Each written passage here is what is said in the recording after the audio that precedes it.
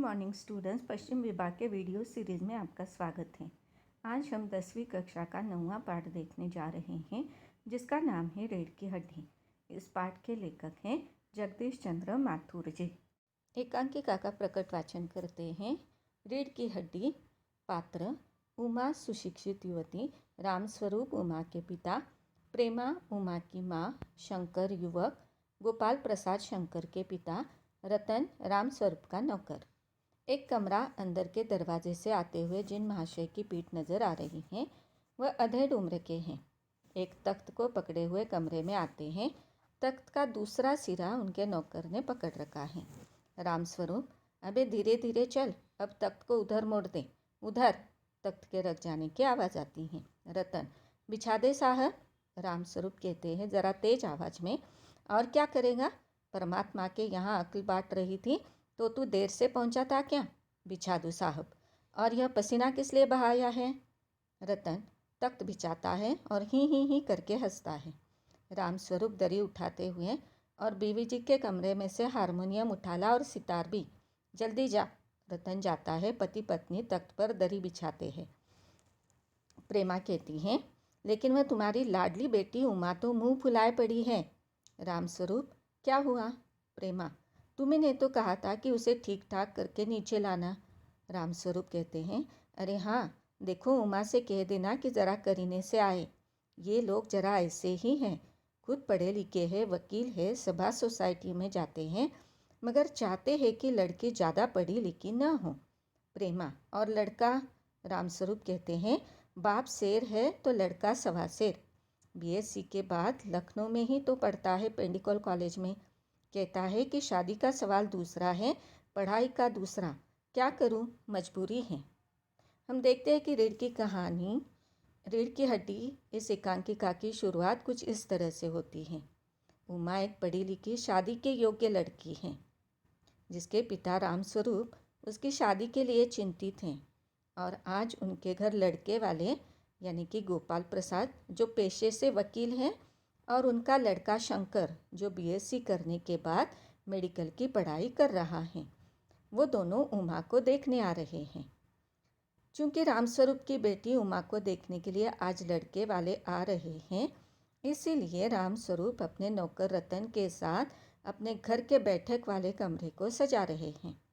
उन्होंने बैठक में तख्त या चारपाई रखकर उसमें एक नया चादर बिछाया और उमा के कमरे से हारमोनियम और सितार लाकर उसके ऊपर सजा दिया।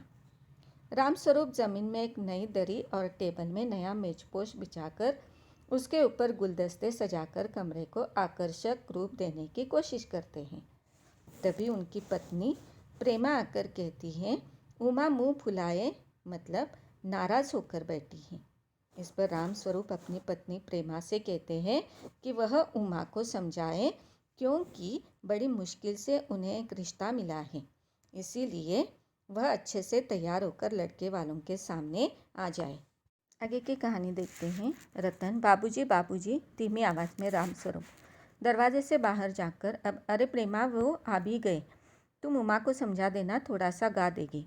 मेहमान उनसे, हैं आइए आइए। बाबू गोपाल प्रसाद बैठते हैं। मकान ढूंढने में कोई तकलीफ़ तो नहीं हुई? गोपाल प्रसाद खकार कर, नहीं, तांगे वाला जानता था, रास्ता मिलता कैसे नहीं।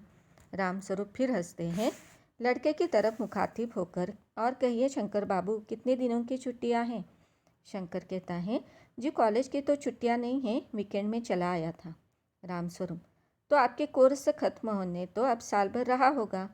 शंकर कहता है, जी यही कोई साल 2 साल। रामस्वरूप: साल 2 साल? शंकर हंसता है, जी 1 आध साल का मार्जिन रखता हूँ। गोपाल प्रसाद अपनी आवाज़ और तरीका बदलते हुए, अच्छा तो साहब फिर बिजनेस की बातचीत हो जाए। रामस्वरूप चौंक कर, बिजनेस? राम समझाकर, ओह अच्छा, लेकिन ज़रा नाश्ता तो कर लीजिए। गोपाल प्रसाद: यह सब आप क्या तकल्लुफ़ करते हैं? रामस्वरूप हंसता है, तकल्लुफ़ किस बात का, यह तो मेरी बड़ी तकदीर है कि आप मेरे यहाँ तशरीफ़ लाए। अंदर जाते हैं। गोपाल प्रसाद अपने लड़के से कहते हैं, क्यों, क्या हुआ? शंकर: कुछ नहीं। गोपाल प्रसाद: झुककर क्यों बैठते हो? ब्याह तय करने आए हूँ, कमर सीधी करके बैठो। तुम्हारे दोस्त ठीक ही कहते हैं कि शंकर की बैकबोन इतने में बाबू रामस्वरूप चाय की ट्रे लेकर मेज पर रख देते हैं। गोपाल प्रसाद, आखिर आप माने नहीं। रामस्वरूप चाय प्याले में डालते हुए हंसता है। आपको विलायती चाय पसंद है या हिंदुस्तानी? गोपाल प्रसाद, नहीं नहीं साहब, मुझे आधा दूध और आधी चाय दीजिए और ज़रा चीनी भी ज़्यादा डालिएगा। शंकर खकार कर, सुना है सरकार अब ज़्यादा चीनी लेने वालों पर टैक्स लगाई। हम देखते हैं रतन जो है वो अपने मालिक को आवाज़ देता है। रामस्वरूप दरवाजे से बाहर जाकर देखता है और अपनी पत्नी से कहते हैं कि मेहमान आ गए हैं। और फिर रामस्वरूप जो है मेहमान उनका स्वागत करते हैं। दोनों बैठकर अपने ज़माने की तुलना नए ज़माने से करते हैं और फिर अपनी आवाज़ और तरीके को बदलते हुए गोपाल प्रसाद कहते हैं, अच्छा तो साहब बिजनेस की बातचीत की जाए। यानी कि हम देखते हैं कि वो शादी विवाह को एक बिजनेस मानते हैं। तभी रामस्वरूप उनको बताते हैं कि थोड़ा चाय नाश्ता लीजिए, फिर बात करते हैं। और वो चाय नाश्ता लेने के लिए अंदर चले जाते हैं। जैसे वो अंदर जाते हैं, गोपाल बाबू रामस्वरूप की हैसियत आंकने की कोशिश करते हैं। वह अपने बेटे को भी डांटते हैं जो इधर उधर झांक रहा था, और वो उसे कहते हैं सीधी कमर करके बैठ जाओ। तभी रामस्वरूप जो है वो हाथ में चाय की ट्रे लेकर आते हैं।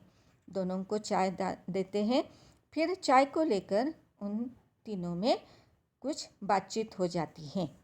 गोपाल प्रसाद चाय पीते हुए, सरकार जो चाहे सो कर ले, पर अगर आमदनी करनी है तो सरकार को बस एक ही टैक्स लगाना चाहिए। रामस्वरूप शंकर को प्याला पकड़ाते हुए, वह क्या? गोपाल प्रसाद, खूबसूरती पर टैक्स। रामस्वरूप और शंकर हंस पड़ते हैं।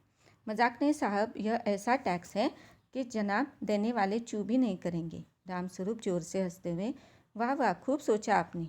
वाकई आजकल खूबसूरती का सवाल भी बेडअप हो गया है। हम लोगों के ज़माने में तो यह कभी उठता भी न था। तश्तरी गोपाल की तरफ बढ़ाते हैं, लीजिए। गोपाल प्रसाद समोसा उठाते हैं, कभी नहीं साहब, कभी नहीं। रामस्वरूप शंकर की तरफ मुखातिब होकर, आपका क्या ख्याल है शंकर बाबू? शंकर, किस मामले में? रामस्वरूप, यही कि शादी तय करने में खूबसूरती का हिस्सा कितना होना चाहिए। गोपाल प्रसाद बीच में ही, यह बात दूसरी है बाबू रामस्वरूप, मैंने आपसे पहले भी कहा था लड़की का खूबसूरत होना निहायत ज़रूरी है और जायचा तो मिल ही गया होगा। रामस्वरूप, जी जायचे का मिलना क्या मुश्किल बात है, ठाकुर जी के चरणों में रख दिया, बस खुद ब खुद मिला हुआ समझिए। शंकर भी हंसता है, मगर गोपाल प्रसाद गंभीर हो जाते हैं। गोपाल प्रसाद, लड़कियों को अधिक पढ़ने की ज़रूरत नहीं है, सिलाई पुराई कर ले बस। रामस्वरूप हैं हैं करके हंसते हैं, मेज को एक तरफ सरका देते हैं, फिर अंदर के दरवाजे की तरफ मुँह कर जरा जोर से, अरे ज़रा पान भिजवा देना। उमा पान की तश्तरी अपने पिता को देती है। उस समय उसका चेहरा ऊपर हो उठ जाता है और नाक पर रखा हुआ सुनहरी रिम वाला चश्मा दिखता है। बाप बेटे चौंक उठते हैं। गोपाल प्रसाद और शंकर एक साथ, चश्मा? रामस्वरूप जरा सक पकाकर, जी वह पिछले महीने में इसकी आंखें दुखने लग गई थी, सो कुछ दिनों के लिए चश्मा लगाना पड़ रहा है। गोपाल प्रसाद, पढ़ाई वढ़ाई की वजह से तो नहीं है कुछ? यहाँ पर हम देखते हैं कि रामस्वरूप दोनों के लिए चाय नाश्ता लेकर आते हैं। थोड़ी देर बाद बात करने के बाद बाबू गोपाल प्रसाद असल मुद्दा यानी शादी विवाह के बारे में बात करना शुरू कर देते हैं। फिर रामस्वरूप शंकर से पूछते हैं कि शादी तय करने में खूबसूरती का हिस्सा कितना होना चाहिए। उनकी बात को बीच में ही टोकते हुए गोपाल प्रसाद उन्हें बताते हैं कि मैंने आपसे पहले भी कहा था कि लड़की का खूबसूरत होना बहुत ज़रूरी है और उसकी जन्म पत्रिका भी मिल जानी चाहिए। इस पर रामस्वरूप बताते हैं कि जन्म पत्रिका मिलने की क्या बात है, भगवान के सामने रख दो, बस खुद ब खुद मिल जाती हैं। यहाँ पर हम देखते हैं कि गोपाल प्रसाद की संकीर्ण मानसिकता का परिचय हमें मिलता है। वो चाहता है कि लड़कियों को अधिक पढ़ने की ज़रूरत नहीं है, बस घर का काम सिलाई पुराई कर ले तो अच्छा है। इसके बाद रामस्वरूप उमा को बुलाते हैं। उमा एक प्लेट में पान लेकर आती है। उमा की आंखों पर लगे चश्मे को देखकर गोपाल प्रसाद और शंकर दोनों एक साथ चश्मे के बारे में पूछते हैं। लेकिन रामस्वरूप झूठा कारण बताकर उन्हें संतुष्ट कर देते हैं। शब्दार्थ: रीढ़ वह अंग या तत्व जिसके आधार पर कोई चीज़ या व्यवस्था खड़ी हो। तख्त का मतलब है चौकी। खकार कर यानी गला साफ कर। मुखातिब जिससे कुछ कहा जाए। तकल्लुफ़ शिष्टाचार। तशरीफ़ लाना यानी पधारना। तश्तरी प्लेट। निहायत बहुत अधिक। जायचा का मतलब है जन्म कुंडली। इस प्रकार हमने इस एकांकिका का आधा हिस्सा इस वीडियो में देखा। आगे का हिस्सा हम दूसरे वीडियो में देखेंगे।